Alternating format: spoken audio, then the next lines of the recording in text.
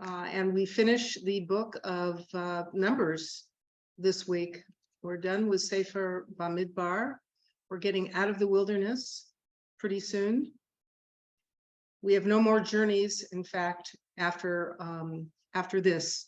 An interesting thing about Sefer Bamidbar, about the book that we're just completing, is that in effect, it is the end of the narrative portion of the Torah. The final book of the Torah, Sefer Devarim, Deuteronomy, we are all standing in one place and we're listening to Moshe. So nothing happens. He's just espousing for about 5 weeks. We're listening. It's his final teaching. It's often called his last will and testament. And in fact, it's called the Mishneh Torah because there's a repetition of many of the stories that took place earlier since leaving Egypt. And Mishneh Torah means a repetition or review of the Torah. So our journeys end here, and the action ends here, and our movements end here. So there's a whole lot that's packed into these final 2 parshiot. What I'm going to concentrate on happens to occur in the first parsha, Parsha MATOT.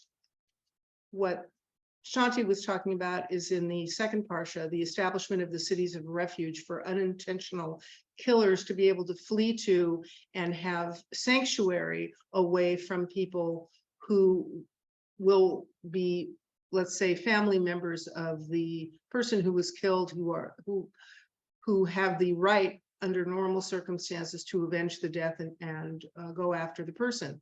So we've got sanctuary cities set up so that a person can go there, and he is obligated to stay there for the whole life of the Kohen Gadol. Once the Kohen Gadol dies, then he can leave the city. He can leave the city safely, and he will be safe from revenge on the part of a family member of the decedent. I came across something really, I said I wasn't going to talk about this part of it, but I just want to add one more thing to it that was interesting, that there is a discussion in the Talmud about prayers for the Kohen Gadol, because you can see how the people who have to go to the sanctuary cities and then stay there, they're basically in prison there, stay there until the death of the Kohen Gadol. There was a worry that they would pray for and wish for the early death of the Kohen Gadol. So there's a discussion in the Talmud about what to do to counteract that. And I thought that was kind of interesting. I wanted to share that with you. I hadn't come across that before.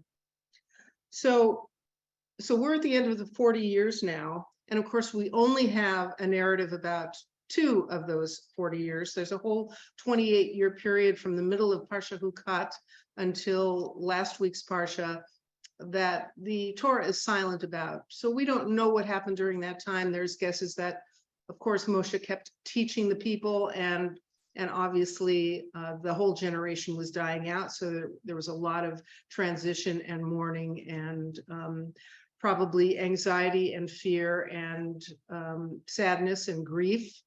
All kinds of things going on when basically we were just going from one city to another, and then finally ended up east of the Jordan waiting to cross over.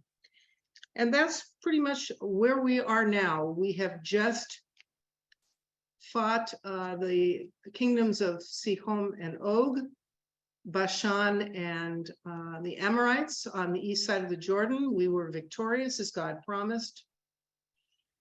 And here's when I get to the part that I wanted to share with you guys tonight, that I did a little teaser in our update. And that was about yet another petition for Moshe. So what happened here? So the leaders of the tribe of Reuven and the leaders of the tribe of Gad and Reuven come to Moshe and to the Kohen Gadol, who was Aaron's older son, Eleazar, and also to the leaders of the rest of the tribe, and they make a petition. And what's their petition? They tell them, we are shepherds, we are herdsmen. This land that we've just conquered east of the Jordan, it's really, really good agricultural land. It's really good land for grazing. We don't want to cross over. We want to stay on this side, and raise our families and pasture here and have this very good land for our sheep and the rest of our herd. So this is their petition. So you can imagine, or can you, what Moshe's reaction to this is. Now, even though it's been 38 years since the sin of the spies, Moshe has a very specific, angry, pointed reaction to that. And he has some objections on all of the everything that they asked for.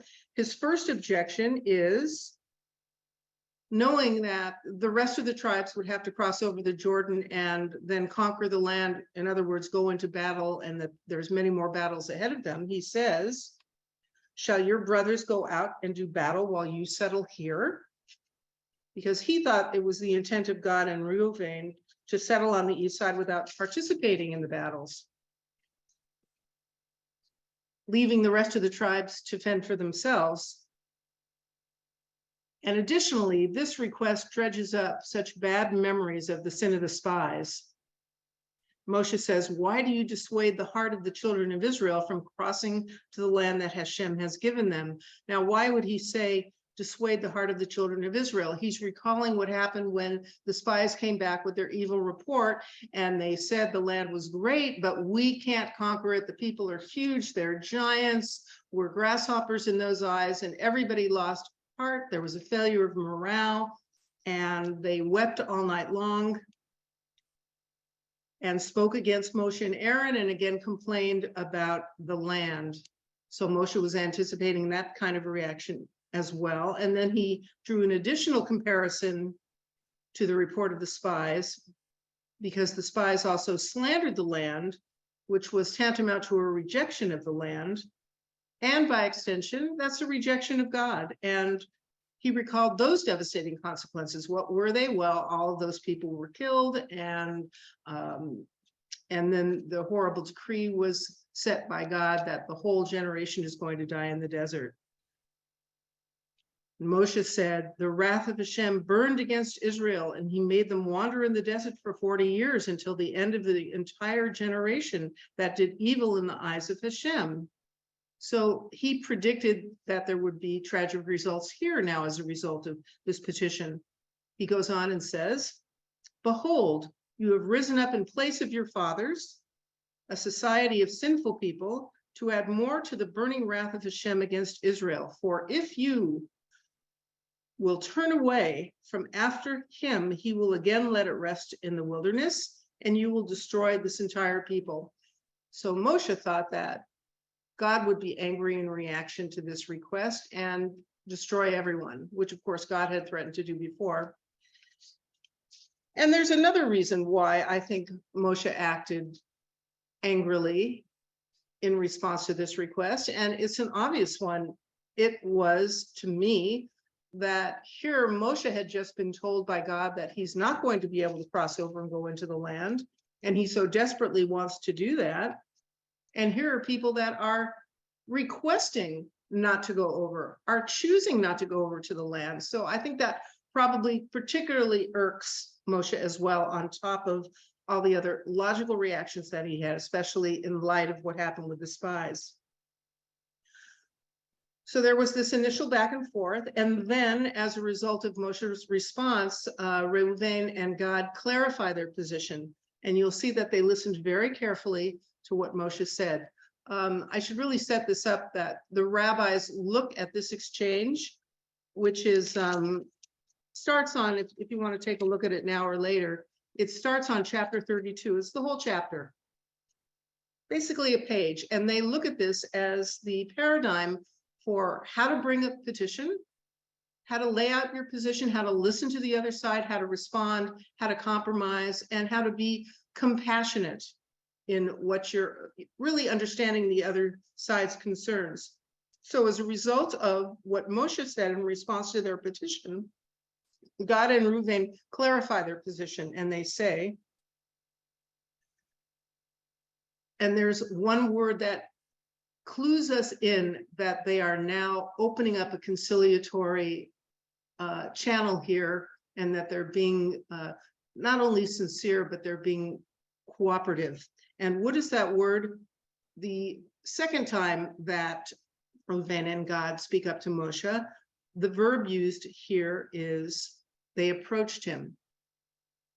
Doesn't look like much on the surface in its vaig shu, and they approached. Now we see this verb before when Yehuda approaches Yosef and pleads for Benjamin, telling Yosef before he knows it's Yosef, when he just thinks that he is the Egyptian second in command. And he's pleading for Benjamin's life, and he's also telling him what a devastating effect it would have on the boy's father, and really goes into a lot of personal information. So our sages say that this is no longer a conversation that's just a negotiation between Reuven and God and between Moshe. Because it's not just a conversation about two factions that are in opposition to each other. So for example, when I say that our sages say that this is a paradigmatically righteous negotiation, it's because it includes the elements that are not strictly transactional and tactical, which is normally what we would say are the key ingredients to negotiating.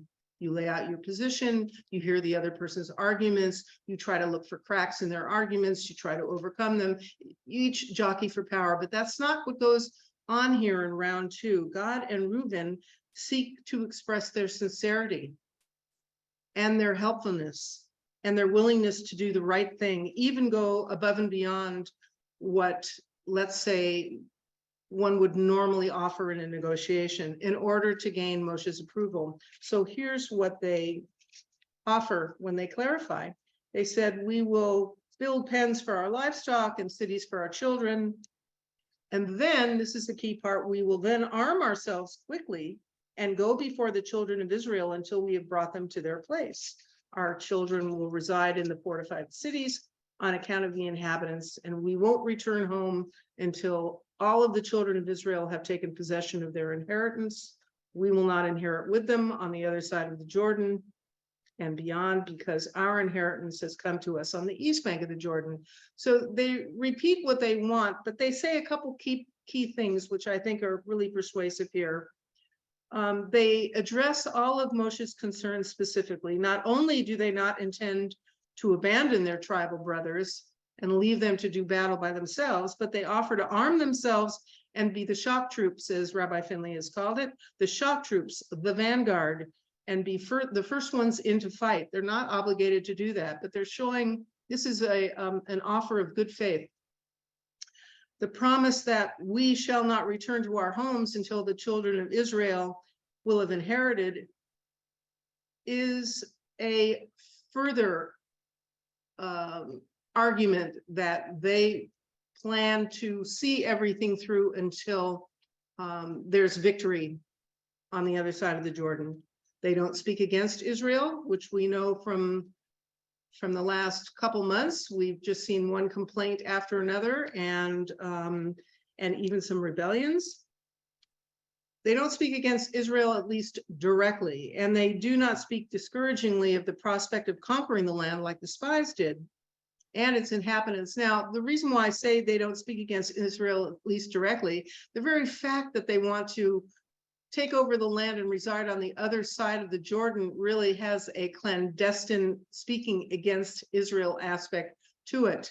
It is a rejection of the land, at least that part of the land, although there is an argument, not in Torah, but there is an argument among the commentaries that now that they have conquered the land on the other side of the Jordan, the Amorite land and the Bashan land of Sihon and Og, that somehow this has become Israel adjacent, that the actual boundaries that were set forth originally what Israel is have expanded to include these lands because, you know, conquerors then absorb the land that's newly conquered. So there is an argument that in some way this land is part of Israel, but our understanding, a straightforward understanding of this, is that it really looks like a rejection of the land. So regardless, they promise to stay until the land is conquered and all the tribes have acquired their share. So Moshe listens to this clarification and then reiterates it back to them so that we can be sure that there is a meeting of the minds. So this is another important thing in the middle of a negotiation. You hear what the other side is offering, and you either have an objection to it, or if it is acceptable to you and you want to move on and use that as a foundation, you repeat it back to the person so that everyone knows what is being agreed on. So Moshe also includes a punishment. Moshe adds something. Moshe includes a punishment if Gad and Reuven fail to keep their promise. At this point, it's just a promise. And Moshe says, but if you do not do so, meaning if you don't go over first and be the shock troops and fight the inhabitants and stay until the land is conquered and all the tribes are set up in whatever share they're going to take. If you don't do that, Moshe says, you will have sinned to Hashem and know that your sin will encounter you, meaning you won't be able to escape it. God will know it. You won't be able to escape it. It will come back to haunt you.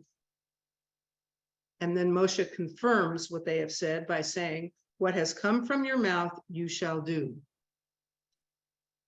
So then the children of God and the children of Reuven then concretize the promise into a vow. And the reason why that's important is because we see right at the beginning of our Parsha MATOT, that we get the laws of vows and oaths, and we're given them in general terms and in also specific situations that really don't have much to do with what's going on with God and Reuven here. But there's definitely a connection. And we're definitely impressed with how important vows are, and you do not make them lightly. And in fact, all over the Talmud, it says, don't even make a vow, don't even make an oath. And in fact, our Kol Nidre, the first part of the traditional service on Erev Yom Kippur, you know that that is something that we chant so that we are released from our vows to God. What most people don't realize is Kol Nidre does not release you from your vows made to other people. Nothing can do that except another person or your fulfillment of that. But these are vows in Kol Nidre that are made to God. So the ante is up here, and Reuven and God go from making a promise to making a vow.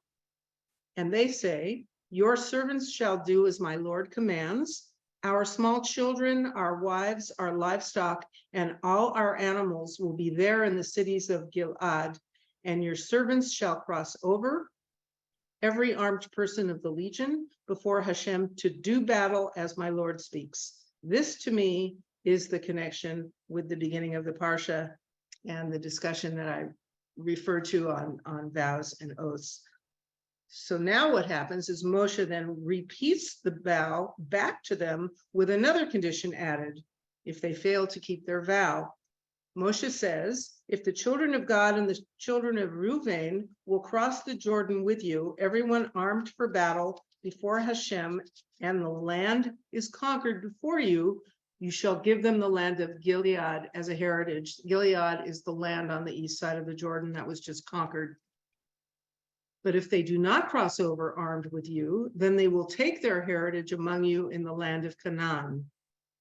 So finally, with language reminiscent of Bnei Yisrael at the foot of Mount Sinai, Bnei Gad and Bnei Reuven confirm, as Hashem has spoken to your servants, so we shall do. There's something a little comical and ironic about this statement, though. If you notice, the punishment is, if you don't do what you say you're going to do, then you're going to have to take your heritage in the land of Canaan, which is Israel. So it strikes me as funny, and it strikes our sages as funny, that the punishment for not keeping their vow is they have to live in the land of Israel. But in any event, just moving beyond that, what we've just witnessed in this exchange walks us through the important steps that are needed in order to reach a coherent agreement, where everyone is crystal clear about their respective obligations and what the consequences will be if they fail to meet up to them. However, the story still has a surprise. And what's the surprise? So here's Moshe's final statement. This isn't a statement of Moshe, but this is a conclusion that the Torah teaches us. So Moshe gave to them, to the children of God and the children of Reuven and half the tribe of Menashe, son of Yosef, the kingdom of Sihon, king of the Amorites, and the kingdom of Og, king of the Bashan, the land with its cities and its boundaries, and the cities of the surrounding land. So the odd part, the surprise in that statement is, why was the half of tribe of Menashe included in this agreement? The Torah doesn't tell that they were part of those who came forward with the petition. They aren't mentioned anywhere before or after as part of the petition, or as people that cared about being on that side of the Jordan because they also had herds. So why did Moshe just seemingly add on half the tribe of Menashe in with Gad and Reuven? So we do learn at the end of the Parsha that half the tribe of Menashe does in fact go up to Gilead and capture it. So we know that they did participate in this in accordance with the promises made by Gad and Reuven. They captured and they drove out the Amorite who were in it, and so that Moshe gave the territory of Gilead to Machir, son of Menashe. So keep that name in mind. And he settled in it. But that doesn't explain why they were included in the agreement when they weren't part of the original petition. So of course, our sages offer many reasons to fill in the gaps, because this is a huge question when we come to this part of the Parsha. Ibn Ezra theorizes that half the tribe of Menashe were always part of the negotiations, but simply the Torah failed to mention it, chose to be silent about it, does not mention Menashe until the end of our Parsha. Saying that Menashe also was a very wealthy tribe and they had lots of flocks, and therefore it made sense that they would be part of this petition. Nachmanides, the Ramban, has another idea. He explains that Moshe saw the extra land on the east bank of the Jordan and offered it to any willing tribe, and that some of Menashe came forward to claim it. Like I said, possibly because they were also herdsmen. That's another explanation. The Lubavitcher Rebbe, the Rebbe, Menachem Mendel Schneerson, offered an interesting explanation. And that was that Moshe had wanted to expand the land of Israel, similar to what I had said before, in the ways that a conqueror normally would do after being victorious in battle, absorbing the lands that were conquered, and wanted to expand the physical borders in accordance with what is called the final redemption. And what's the final redemption? That provided that God would grant the Jewish people the lands of the Edomites and the Ammonites, those were the lands on the east side, and the Moabites, which were previously forbidden. So this would be a way out of the forbiddenness of these three areas, and a reason for expanding into them. Another reason is that by having half of Menashe on one side of the Jordan and the other half of Menashe on the other side, on the west side, that Menashe was providing a bridge to those on the east side so that they would feel a geographic connection to Eretz Israel. And I really like this explanation, because we can see how easy it would be to feel disconnected and to lose your way, go off the derech, maybe be more prone to absorbing the customs and the practices of the people on the other side, the people that they had conquered. And I also had another idea, and this is mine, so take it with a grain of salt. Way back when, in the story of Yosef, when we first hear about Menashe, when Menashe is born, we know that he was named Menashe because, and this is in Torah, because Yosef said that this new son of his helped him to forget the misery associated with what happened with his family. So why do I think that there's an association with this?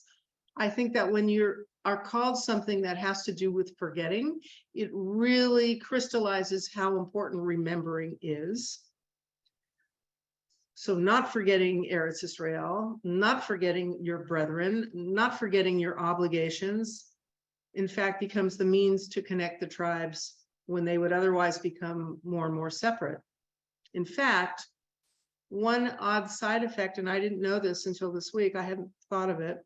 One odd side effect of dividing the tribes in the land of Israel per their geographic heritage, meaning that there was a census that was just taken, we know, and then each tribe was going to be given land corresponding to the results of the census. Those with fewer amount of people would be given less land, and those with greater numbers would be given more land. But each tribe had to settle in the land designated for them. And I never thought about this, and this is really interesting, that how confusing it could end up being and create whole new problems once they went into the land of Israel if the tribes could only live within their own tribe. And that would cause a separation and all kinds of problems that are not really discussed in Torah, but it occurred to me this week, maybe if you guys have a question about that, we can explore that. What kind of problems would arise with that degree of separation where even the tribes, not a commingling? So if none of these explanations is satisfying to you in terms of why Menashe was thrown into the bargain, here's one last one that I like. An additional argument can be made if we go back all the way originally to where the stories of the daughters of Zelophehad is first mentioned at the beginning of chapter 27. The Torah gives us Zelophehad's genealogy. So pay attention. Zelophehad, son of Hefer, son of Gilead, so we recognize that. Son of Machir, we recognize that too. Son of Menashe. So here we are back with this connection to the daughters of Zelophehad. So what's this got to do with half of the tribe being on either side?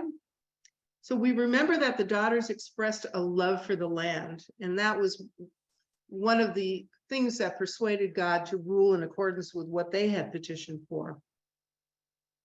And I think by extension, we can now presume that this reflected a concern of the entire tribe, that perhaps they were not among those that slandered the land, that complained so much, that wanted to go back to Egypt, and really wanted to do anything but go forward and cross over and go into the land.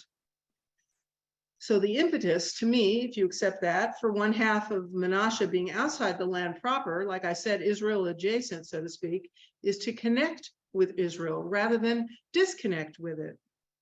That they then become the bridge, the means by which, even though there is a river separating it, all tribes would still feel that they were interconnected and connected to the land of Israel. In fact, at the very end of Sefer Bamidbar, when we hear from the tribe of Menashe again, we get one final petition in our last parsha. Their love of the land is reinforced by this petition. And what do they say? Now, remember what the daughters of Zelophehad had asked for? They said, our father died in the desert of his own sin. He wasn't part of Korah, and he left no sons. Why should his name be erased? Why should we not be able to go into the land as our heritage just because there were no sons? And God said, the daughters of Zelophehad speak rightly, they speak Ken. So now we get another petition from the men in the tribe of Menashe, which is the same tribe as Zelophehad. And they also approach, and there's that word again, they vaishgu. They likewise approach Moshe and reiterate the new law that's given as a result of the daughters of Zelophehad's petition may have some unintended bad consequences. They say, if they become wives of one of the sons of the tribes of the children of Israel, then their inheritance will be subtracted from the inheritance of our fathers and be added to the inheritance of the tribe into which they will marry, and it will be subtracted from the lot of our inheritance. And when the Jubilee year will arrive for the children of Israel, their inheritance will be added to the inheritance of the tribe into which they will marry, and from the inheritance of the tribe of our fathers will their inheritance be subtracted. So what does that mean? They come forward and they say, if the daughters of Zelophehad are allowed to marry whoever they want from whatever tribe, then that land will be absorbed into their husband's tribe. And if the husband's tribe is a tribe other than Menashe, then sooner or later, all of the land from Menashe will be absorbed into other tribes. So they say they have a solution that they're proposing. So Moshe learned from the decree that was made after the petition of the daughters of Zelophehad. He doesn't have to go to God and ask, what should he do? Using that as precedent, Moshe responds with language that's pretty much identical to how God spoke to the daughters of Zelophehad. Once again, only this time it's Moshe. He says correctly, Ken, same word, does the tribe of the children of Joseph speak? Children of Joseph, meaning Menashe, because Menashe was one of Joseph's sons. Let them be wives to whomever is good in their eyes, but only in the family of their father's tribe shall they become wives. An inheritance of the children of Israel shall not make rounds from tribe to tribe. Rather, the children of Israel shall cleave every man to the inheritance of the tribe of his fathers.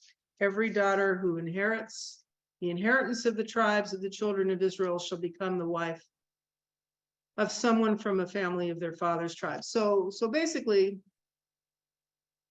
the amendment to the earlier law that was forged by the daughters of Zelophehad is they can marry whomever they want, but they have to marry within their own tribe, so that there's no loss of land as a result of the marriage. So that makes everybody happy.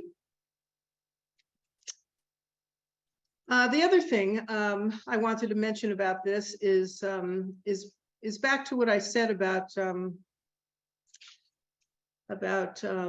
the daughters of Zelophehad, and that is that, as I said earlier, this is the end of the narrative of the Torah, and the next book is merely a speech by Moshe and a repetition of certain laws and a retelling of the stories.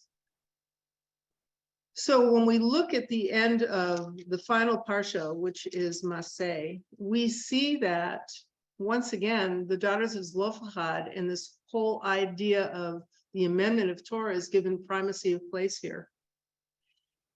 So it concludes with, so the daughters of Zelophehad became wives to the sons of their uncles, and their inheritance remained with the tribe of the family of their father. So everything stayed with Menashe.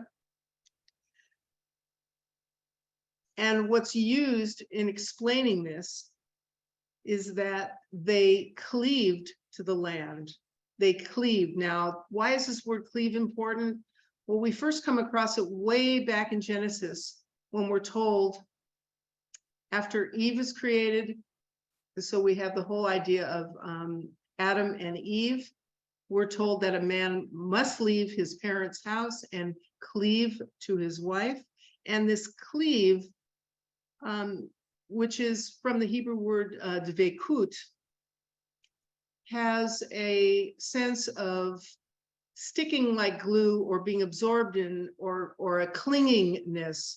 In other words, a closeness that is just beyond the normal physical and emotional closeness, as close as possible.